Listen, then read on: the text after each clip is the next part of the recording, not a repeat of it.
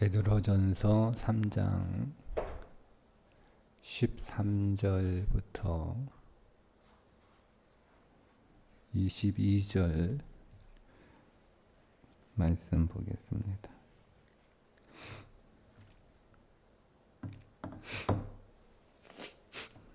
함께 읽습니다. 또 너희가 열심으로 선을 행하면 누가 너희를 해하리요.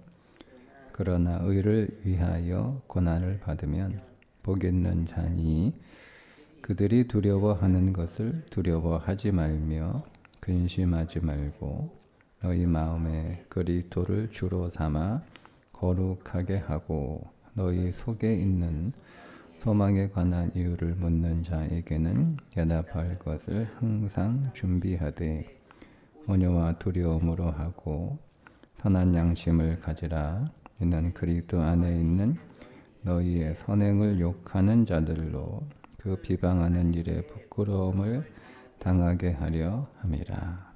선을 행함으로 고난받는 것이 하나님의 뜻일진데 악을 행함으로 고난받는 것보다 나으니라. 그리스도께서 단번에 죄를 위하여 죽으사 의인으로서 불의한 자를 대신하셨으니 이는 우리를 하나님 앞으로 인도하려 하심이라. 육체로는 죽임을 당하시고 영으로는 살리심을 받으셨으니 그가 또한 영으로 가서 옥에 있는 영들에게 선포하시니라. 그들은 전에 노아의 날 방주를 준비할 동안 하나님이 오래 참고 기다리실 때에 복종하지 아니하던 자들이라. 방주에서 물로 말미암아 구원을 얻은 자가 몇 명뿐이니 겨우 8명이라. 물은 예수 그리스도께서 부활하심으로 말미암아 이제 너희를 구원하는 편이 곧 세례라. 이는 육체의 더러운 것을 제하여 버림이 아니요 하나님을 향한 선한 양심의 간구니라. 그는 하늘에 오르사 하나님 우편에 계시니 천사들과 권세들과 능력들이 그에게 복종하느니라. 아멘. 계속해서 그리스도의 아름다운 적을 선포하는 삶에 관하여 말씀하는 내용인데 오늘 13절부터는 우리가 그리스도의 아름다운 덕을 선포하면 그것이 우리에게 어떤 유익이 있느냐라는 것에 관한 말씀입니다.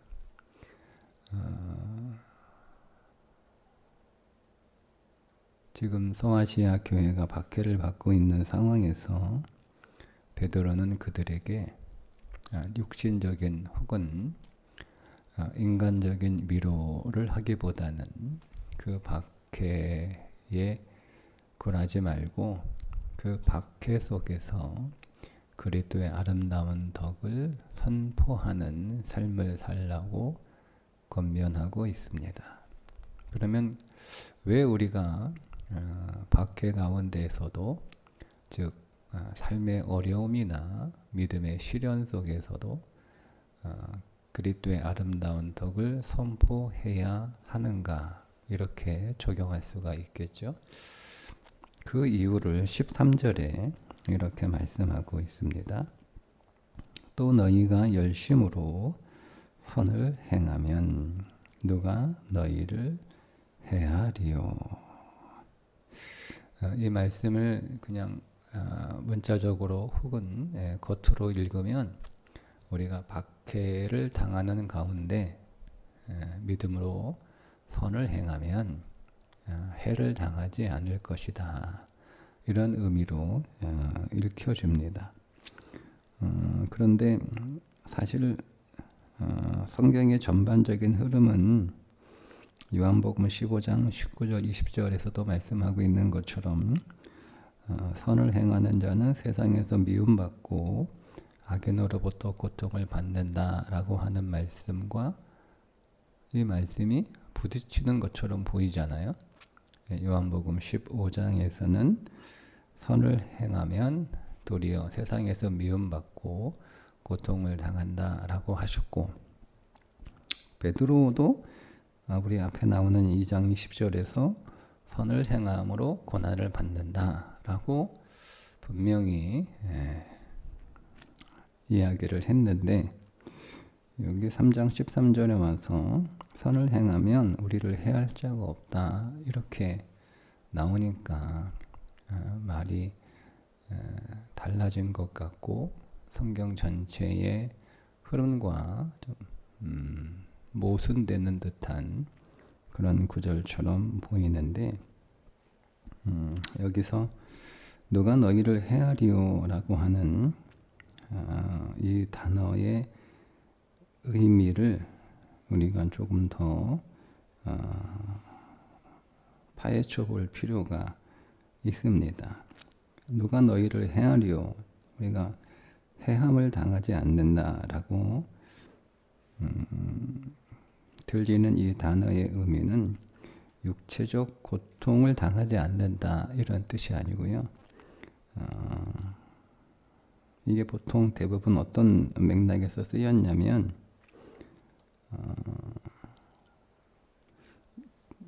영적인 의미에서 그 영혼이 상하지 않는다 이런 의미로 주로 쓰이는 단어였거든요.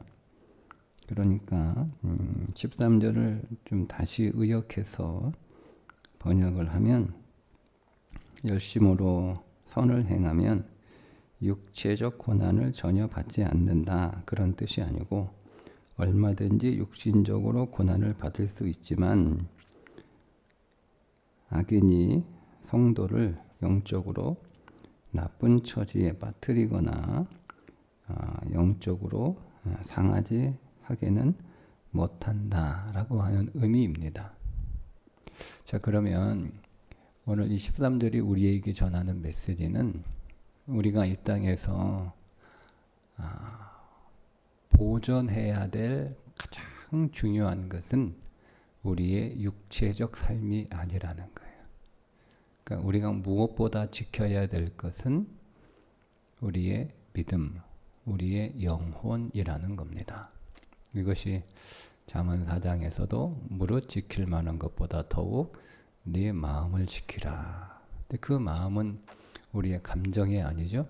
우리의 존재니까 우리의 믿음입니다.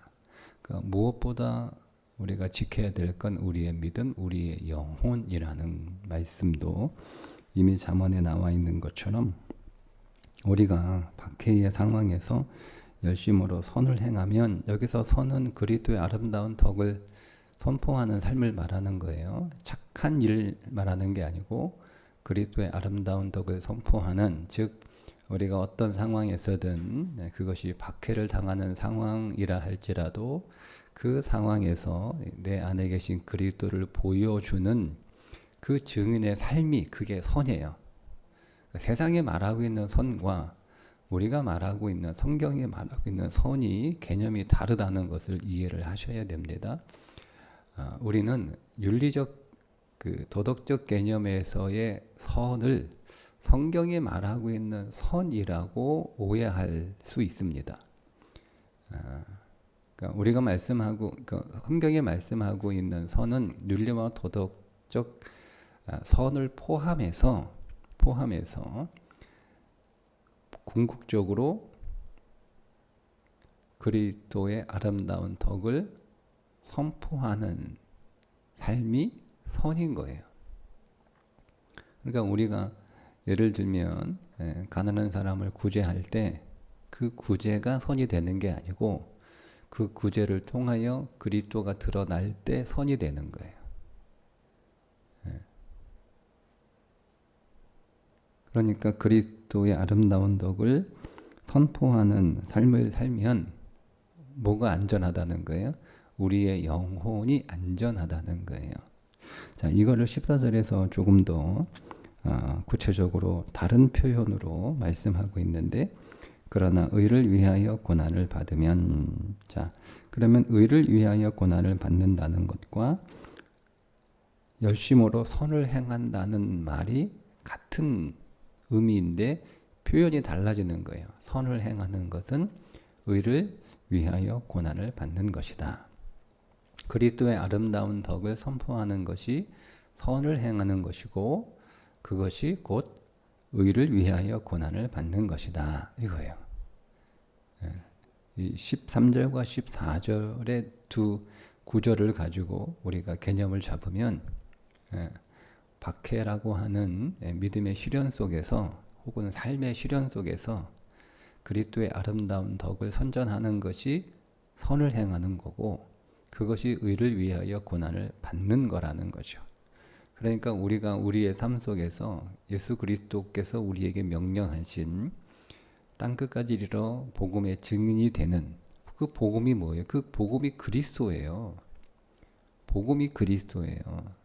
그 복음의 증인으로 살라고 명령하셨잖아요. 그래서 그 복음의 증인의 삶을 사는 것은 필연적으로 의를 위하여 받는 고난이 따라온다는 거예요. 네, 자 그러면 뭐라고 말씀하냐면 복 있는 자니 이렇게 말씀하고 있습니다. 그러면 13절과 연결해서 이 말씀을 이해하면 선을 행하면 우리의 영혼이 안전하다. 우리의 영혼을 지킨다. 그러니까 영혼을 지킨다는 말이 14절에서는 복이라는 말로 바뀐 거예요. 뭐가 복이냐 이 땅에서. 세상에서는 우리가 실현 안 당하고 어려움 안 당하고 우리의 삶이 평탄하고 우리의 삶이 차곡차곡 잘 이렇게 쌓여져 가고 이 땅에서의 자원들이 하나씩 하나씩 잘 이렇게 모아져 가는 것을 복이라고 말한단 말이에요. 그런데 믿음의 시련을 당하니까 복이 없다. 삶의 어려움을 당하니까 복이 없다. 이 땅에 우리의 필요한 자원들을 하나씩 하나씩 잃어버리니까 복이 없다. 내가 쌓아놓은 것들이 무너지니까 복이 없다. 이렇게 생각한단 말이에요. 그게 세상이 생각하고 있는 복의 개념이잖아요. 그런데 성경이 오늘 본문에서 마태복음 8복에서도 동일하게 말씀하고 있지만 성경에 특히 오늘 베드로전서에서 베드로 사도가 말하고 있는 복은 뭐냐면 영혼을 지키는 거예요. 영혼을. 그러니까 의를 위하여 고난을 받는다라고 할 때 그 의는 신앙을 지키는 것, 말씀대로 사는 것, 그리스도를 지키는 것이라고 다르게 표현을 할 수가 있습니다. 마태복음 5장에 나오는 8복과 비교하면 여기서 의는 그런 거예요. 자, 그렇게 의를 위해서 고난은 필연적으로 따라할 수밖에 없고 그러나 우리가 그런 상황에서도 계속 그리스도의 아름다운 덕을 선포하는 선한 행실을 하면 내 영혼이 안전하게 누구도 내 영혼을 해할 수 없다는 거예요. 내 영혼을 안전하게 지키는 방법은 그리스도의 아름다운 덕을 선포하는 길이라는 거예요. 내 믿음을 안전하게 지키는 방법이 경건의 행위가 아니라는 거예요. 경건의 행위가 아니에요. 그 경건의 행위는 수단이고 그 경건의 행위를 하는 목적이 있을 거 아니에요. 그러니까 우리의 신앙에서 여러분 이 목적을 잘 발견해야 돼요. 내가 이 어려움을 당하는 목적이 있어요. 내가 이 무엇 때문에 이 어려움을 내가 당하고 이 어려움을 감내하고 내가 이 어려움을 참는가? 목적이 있을 거 아니에요. 그죠? 그 목적이 뭐예요? 우리가 경건을 해요. 경건의 기도의 경건, 예배의 경건, 말씀의 경건, 찬송의 경건, 또 사역의 경건에 우리가 참여하는데 그 경건에 참여하는 목적이 있을 거 아니에요. 그러니까 경건 자체가 목적이 되면 안 돼요. 그게 경건의 모양은 있으나 능력이 없다라는 말씀의 의미예요. 그러니까 우리가 내가 어떤 능력을 발휘할 때 그 능력이 뭐냐? 여러분 우리의 삶에 그러면 오늘 베드로 전서에 있는 말씀과 경건의 모양은 있으나 능력은 없다는 말씀과 연결해서 우리가 다시 좀 믿음의 개념을 잡으면 거기서 말씀하는 능력이 뭐냐. 그러니까 우리가 그 구절 문자적으로만 자꾸 철학적으로 사색적으로 말씀을 이해를 하면 해석이 다 달라지는 거예요. 능력은 뭐예요?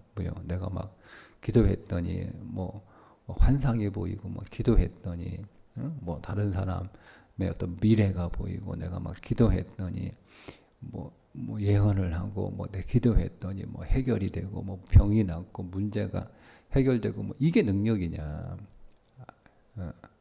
아니죠. 오늘 이 말씀과 연결해서 보면 경건의 능력은 뭡니까? 성경에서 능력은 그리스도를 드러내는 거예요. 그러니까 성령이 능력이잖아요. 성령이 너희에게 임하시면 권능을 받고, 그죠? 성령이 임하면 능력이 우리에게 임하는데 그 능력이 어떤 능력이에요? 증인이 되는 능력이잖아요. 그러니까 이 땅에서 저 사람은 능력 있는 사람이야 라고 할 때 그 능력은 지금까지는요 생산성이에요. 생산성. 그러니까 이제 시대가 이제 세상이 바뀌어요. 사람을 생산성으로 평가하는 세상이었잖아요. 지금까지. 근데 사람의 이 생산성을 누가 다 가져갑니까? 예? AI가 다 가져갑니다. 맞죠? 예. 변호사의 생산성을 AI가 가져가죠. 회계사의 생산성을 AI가 가져가죠. 다 가져갑니다. 그러니까 더 이상 사람은 생산성으로 그 사람의 가치를 평가하는 시대는 이제 거의 끝났어요. 그러니까 이제는 사람의 생산성을 높이는 그런 삶을 우리가 추구해서는 앞으로 미래 세계에 적응할 수가 없어요. 그 생산성을 다 가져갑니다. 다 가져갑니다. 그러니까 지금까지 사람의 어떤 생산성을 가지고 그게 그 사람의 능력이다라고 하는 것은 그러면 지금 시대를 보더라도 그것이 그 사람의 가치, 그 사람의 존엄이 아니었다는 거예요. 그게 그 사람의 진짜 가치였다면, 그게 인간의 진짜 가치였다면 계속 인류가 생산성으로 그 사람의 가치를 평가하고 바라보는 게 계속 이어져야 돼요. 근데 그 어느 순간 이제 곧 불과 몇 년 뒤가 되면 사람의 생산성은 인간의 가치가 되지 않아요. 그걸 다 이제 로봇이 가져간단 말이에요. 이미 많이 가져가고 있잖아요. 예. 그런 것처럼 세상도 그러한데 성경은 사람의 능력을 그 생산성에 두지 않아요. 그러니까 우리가 그런 개념을 잡아야 돼요. 그 그리스도인은 저 사람의 능력이 있다라고 할 때 그 능력은 뭐냐면 돈을 많이 버는 능력, 뭐 그런 문제를 해결하는 능력, 뭐 그런 게 능력이 아니고 그리스도인들에게 있어서의 능력은 그리스도를 증거하는 능력이에요. 땅 끝까지 이르러 내 증인이 되리라. 그죠? 그 말씀이 동일하게 베드로 전서에 나오는 거예요. 사람의 능력은 그리스도의 아름다운 덕을 선포하는 게 그게 그리스도인의 능력이다. 이렇게 말씀하고 있는 거예요.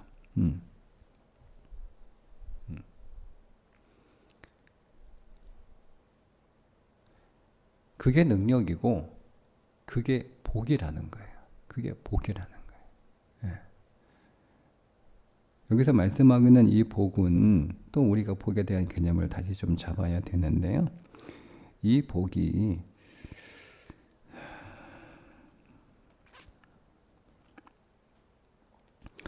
복 있는 자니 이렇게 나오잖아요.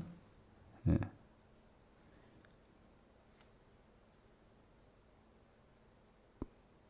복 있는 자니 할 때 복은 단수이고 자니는 복수예요. 그러니까 복을 가진 자들이라는 뜻입니다. 그럼 이 복이 세상적 개념의 복이라면 복들을 가진 복들이 있는 사람들이니 이렇게 써야 맞아요. 그러니까 단수로 쓰면 이 복은 우리가 생각하고 있는 그런 복이 아니에요. 복이 단수라는 얘기는 복이 하나밖에 없다는 뜻이잖아요. 그죠? 그럼 이 복이 뭐예요? 믿음이라는 뜻이에요. 하나님이 복이에요. 하나님이 복. 그리고 그 하나님이 있는 사람들을 복받은 자들이라고 부르는 거예요.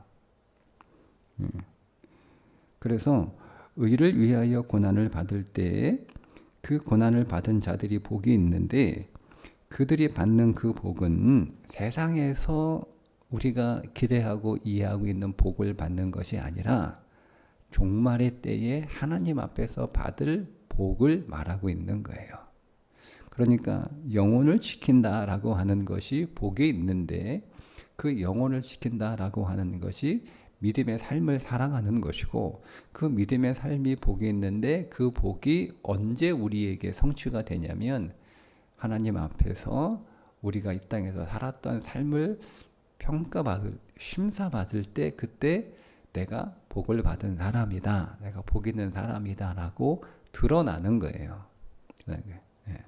그래서 영혼을 지킨다, 어떤 해함도 어찌 헤아리오, 그러니까 아무도 우리를 해할 수 없다라고 하는 것은, 우리가 선을 행하면 이 땅에서 어떤 육체적인 고통이나 어려움이 없다는 뜻이 아니고, 우리가 선을 행하면 하나님 앞에서 받을 상급을 빼앗을 자가 아무도 없다는 거예요.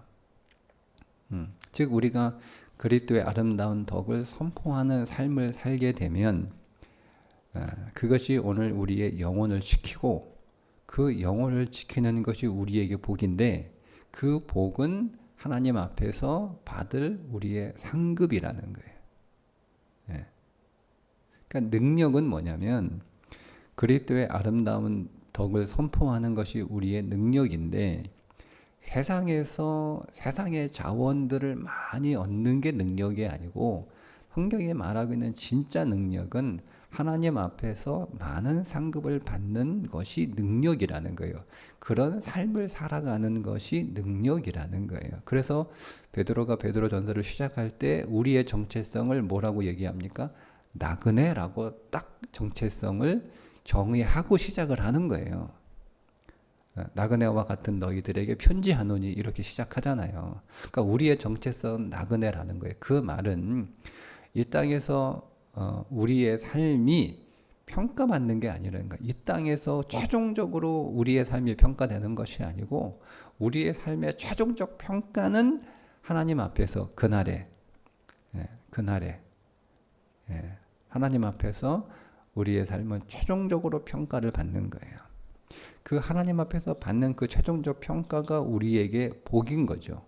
그러니까 그 삶이 우리에게 풍성한 복이 되려면 나그네로 이 땅을 우리가 살아가야 되는데, 나그네로 살아가면서 나그네가 그냥 이렇게 세월만 지나가면 되는 그런 삶이 아니고, 이 땅에 마음을 두지 않고 하나님 앞에서 받을 상급을 마음에 두고 살아가는 삶이 나그네의 삶이에요.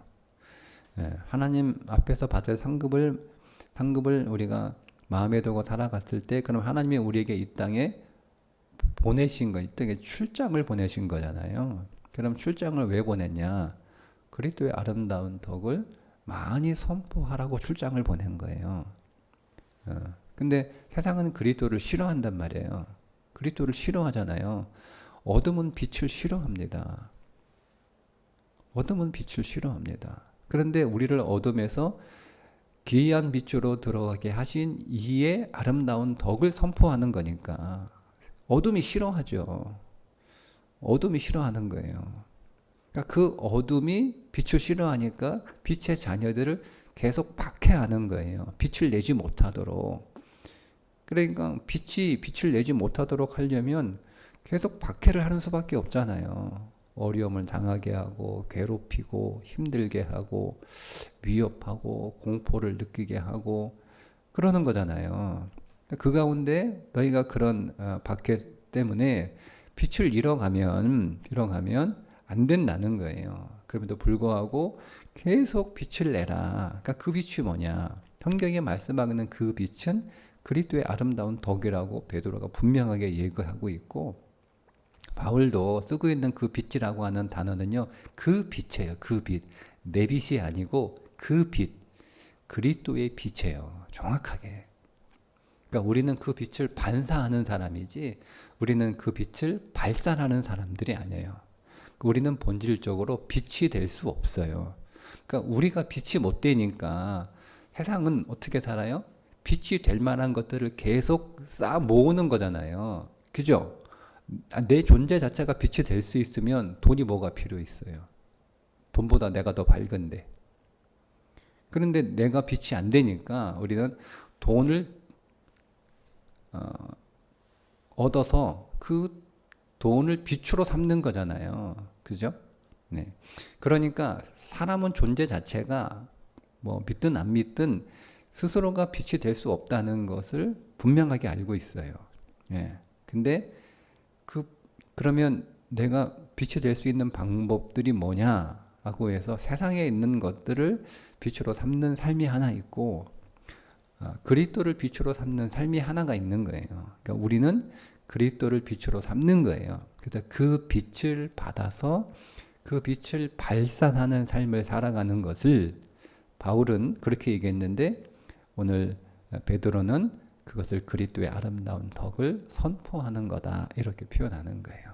그 예수님은 내 증인이 되라 이렇게 말씀을 하신 거고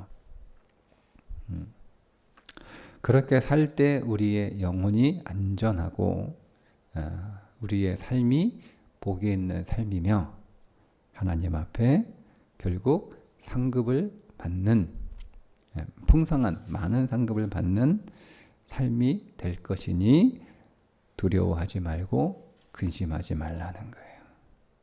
그들을 두려워하는 것을 그들을 뭐예요? 그들이 두려워. 이게 번역이 되게 어려운 그 난해 구절인데요. 그냥 이렇게 쉽게 이해하기 쉽게 박해하는 자들을 두려워하지 말라 그 뜻이거든요. 예, 박해하는 자들을 두려워하지 말라. 예, 그 박해로 인하여 근심하지 말라. 즉 우리로 하여금 빛을 반사하지 못하도록 그리스도의 아름다운 덕을 선포하지 못하도록 박해하고 방해하는 자들을 두려워하거나 그런 일들 때문에 근심하지 말라는 거예요. 왜? 그게 복이기 때문에. 복이기 때문에. 그러면서 이제 그런 삶을 사셨던 그리스도를 모범으로 쭉 제시를 하는 겁니다. 그게 그리스도가 사셨던 삶이라는 거죠. 예, 삶이라는 거죠. 결국 우리에게 어떤 일이 주어지게 되냐면 19절에 그가 또한 영으로 가서 옥에 있는 영들에게 선포하시리라. 그리스도가 죽으시고 부활하고 나셔서 부활하시기 전에 그 3일간 옥에 가서 이 옥에 가서 그 옥에 있는 영들에게 선포하셨다라는 말을 전도하셨다라는 말로 로마 캐토릭에서 이해를 하거든요. 그런데 그렇게 해석하게 되면 일단 우리는 로마 캐토릭의 해석을 받아들이지 않으니까 그럼 이게 무슨 말씀이냐라는 거죠. 옥에 있는 영들에게 가서 즉 그리스도께서 감옥에 갇힌 영들에게 내가 승리했다는 것을 선포하셨다는 거예요. 봐, 너희들이 나를 십자가에 못 박고 나를 죽이고 나를 박해하고 나를 모욕하고 나를 무시하고 나를 침뱉고 했던 그런 자들이 지금 다 어디가 있는 거예요? 옥에 가 있는 거예요. 거기 가서 너희들이 이 그리스도의 삶을 무시하고 하찮게 여기고 조롱하고 때로는 박해하고 모욕했던 너희들이 결국 옥에 가 있고 내가 승리했다라고 하는 것을 주님이 보여주신 것처럼 우리를 박해하는 자들이 이 땅에서 승리하는 것처럼 보이고 우리는 패배하는 것처럼 보이지만 결국 그리스도가 그렇게 그리스도의 승리를 드러내셨던 것처럼 오늘 우리의 삶도 그리스도의 아름다운 덕을 선포하는 삶, 의를 위하여 고난을 받는 삶, 그게 열심으로 선행을 행하는 삶, 그 영혼을 지키는 삶, 하나님 앞에서 받을 상급을 풍성하게 쌓아가는 그 삶이 결국 가장 잘 사는, 승리하는, 성공하는 인생이었다는 것이 드러나게 된다는 거예요. 그 믿음을 가지고 오늘 우리에게 주어진 삶의 시련들을 잘 견딜 뿐만 아니라 거기에서 승리하라는 거죠. 그리고 하나 더 추가를 하는데 그게 우리가 세례 받을 때 하나님 앞에 했던 약속이라는 거예요. 그게 21절입니다. 물은 예수 그리스도께서 부활하심으로 말미암아 이제 너희를 구원하는 표니 곧 세례라. 우리가 세례를 받았어요. 세례 받았죠? 여러분이 물 세례를 받든 성령 세례를 받든 세례를 받았어요. 근데 그 세례가 우리의 몸을 씻는, 우리의 죄의 때를 씻는 목욕이 아니라 육체의 더러운 것을 제하여 버리는 것이 아니라, 즉 마치 물로 우리의 더러워진 때를 벗기는 더러워진 몸을 씻는 그런 목욕이 아니라 뭐라는 거예요? 그 세례는 하나님을 향한 선한 양심의 간구니라. 이 간구가 약속이란 뜻이에요. 그러니까 우리는 세례 받을 때 뭘 약속한 거예요? 그리스도의 아름다운 덕을 선포하는 삶을 살겠다라고 약속을 하는 거예요. 그리스도가 우리에게 어떤 약속을, 아니 어떤 약속이 아니죠. 모든 약속을 우리에게 주셨잖아요. 우리는 그 약속을 믿는 거잖아요. 우리는 그 약속을 믿고 그 약속을 내 것으로 취하면서 나도 하나님 앞에 어떤 약속을 하나 하는데 그 약속이 뭐냐면 내가 그리스도의 아름다운 덕을 선포하는 삶을 살겠다라고 하는 약속을 하는 거예요. 근데 그게 그 약속의 현장이 뭐였냐면 그게 세례라는 겁니다.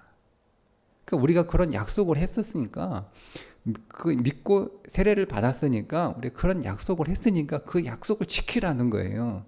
그게 믿음의 사람이라는 거죠. 그게 믿음이라는 거죠. 내가 어떤 상황에서든 그리스도의 아름다운 덕을 선포하는 삶을 살겠다라고 약속했으니 왜 그 약속을 왜 했어요, 우리가? 그게 좋은 것이라고 믿었기 때문에 약속한 거 아니에요. 그게 승리하는 삶이고 그게 복받은 삶이고 그게 구원받은 자의 마땅한 삶이고 그게 은혜 받은 자의 마땅한 삶이라고 우리가 믿었기 때문에 그 약속을 한 거 아니에요. 더 받으려고 무슨 약속을 한 건 아니잖아요. 잘 보세요, 여러분. 믿음의 결단과 고백은 뭘 더 받기 위해서 하는 게 아니에요. 이미 다 받았어요. 다 받았어요. 정확히 얘기하잖아요. 그 아들을 아끼지 아니하시고 우리에게 내어주신 이가, 우리는 이미 다 받은 거란 말이에요.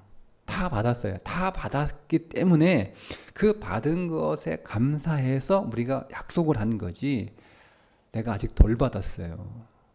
덜 받아가지고 더 받기 위해서 하는 약속이 믿음이 아니란 말이에요. 종교는 덜 받았어요. 그래서 더 받기 위해서 약속을 하는 거예요. 종교는. 그래서 내가 덜 받았으니까 더 받으려고 기도하고 더 받으려고 예배하고 더 받으려고 헌신하고 더 받으려고 구제하고 더 받으려고 선행하고 한단 말이에요. 그건 종교예요. 믿음을 잘못 이해하신 거예요. 신앙은 다 받았어요. 다 받았기 때문에 내가 이미 다 받았는데 그것을 주신 이가 너무 감사할 뿐만 아니라 이게 나에게만 좋은 게 아니라 이 만민에게도 좋은 분이기 때문에 이 좋은 것을 나만 갖고 있으면 그것은 죄라는 거죠. 좋은 걸 나만 알고 있으면 죄 아닙니까? 세상에 다 죽어갔는데 그 세상에 다 죄의 독에 걸려서 그 독으로 다 죽어가고 있는데 내가 그걸 해독하는 약을 가졌어요. 그거를 나만 먹고 있으면 그건 그 사람 죄 아닙니까? 그 죄잖아요. 그래도 내가 나만 먹지 않고 이것도 내가 나누어 주고 여기에 해독제가 있다는 것을 알려주는 삶을 살겠다라고 약속한 것, 그게 우리가 그런 약속을 했다는 거예요.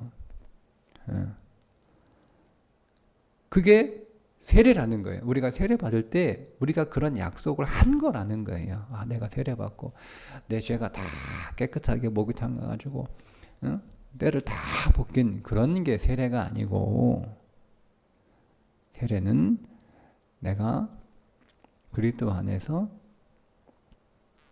새 생명을 얻은 것에 감사하여 그것을 확신하고 고백할 뿐만 아니라 하나님 앞에서 오늘 베드로전서의 말씀의 맥락에서 이해를 하면 그리스도의 아름다운 덕을 선포하는 삶을 살겠습니다 라고 약속했으니 그 약속을 지키라는 거예요. 그 약속을 지키는 자가 상급을 받는 거예요. 그 약속을 지키는 자가. 예. 그 약속을 했으니까 주님이 내게 주신 그 모든 약속이 내게 이루어질 것을 믿고, 그러면 나는 무엇을 약속할까요? 그럼 내가 당신을 선포하겠습니다. 당신을 자랑하겠습니다. 그 약속을 했다는 거예요. 그 약속을 지키는 삶이, 그게 선한 행실이고, 그게 의를 위하여 고난을 받는 것이고, 그게 영혼을 지키는 것이고, 그게 복을 받는 것이고, 그게 하나님 앞에서 결국 좋은 평가를 받아 풍성한 상급을 누리는 그런 삶을 사는 것이다 라고 말씀하고 있는 겁니다. 그러니 오늘 우리가 이 땅 위에서 그리스도의 아름다운 덕을 선포하는 삶을 살아가는 이유가 뚜렷해졌죠. 네, 그게 믿음을 지키는 거예요. 어떤 순간이든 어떻게 하면 내가 이 상황에서, 이 사건에서 이 사람에게 그리스도를 드러낼까? 정리하면 단순합니다. 어떻게 하면 내가 그리스도를 증거할까? 어떻게 하면 내가 그리스도를 드러낼까? 이 기도하면서 살면 되는 거예요. 오늘도 이 하루는 우리에게 하나님이 그리스도를 증거하라고 하루를 더 주신 거예요. 이 하루는. 베드로 전서의 맥락에서 보면 우리에게 주어진 이 하루는 덤으로 하루 더 주어진 건데, 주어진 이유가 있을 거 아니에요. 제가 목적이 있을 거 아니에요. 왜 이 하루를 우리에게 더해 주셨는가? 그리스도를 하루 더 증거하라고 주신 거라 믿고, 오늘도 그리스도를 더 증거하고 그리스도의 아름다운 덕을 보여주는 그 믿음의 날이 되셔서 우리의 영혼이 더 지켜지고 우리가 더 복이 있는 하루가 되시기를 주님의 이름으로 축복합니다. 기도하겠습니다. 하나님 아버지, 오늘도 우리가 말씀 안에서 그리스도의 아름다운 덕을 선포하는 삶을 살아야 할 이 놀라운 비밀을 알려주셔서 감사합니다. 오늘 우리에게 주신 이 하루 그리스도의 아름다운 덕을 더 선포하는 믿음의 날이 되게 하시고, 영혼을 지키는 삶이 되게 하시고, 선한 행실의 삶이 되게 해주시고, 의를 위하여 받는 고난의 삶을 통해 하나님 앞에서 받을 많은 상급이 더 쌓이는 복된 날이 되게 해 주옵소서. 예수님의 이름으로 기도합니다. 아멘.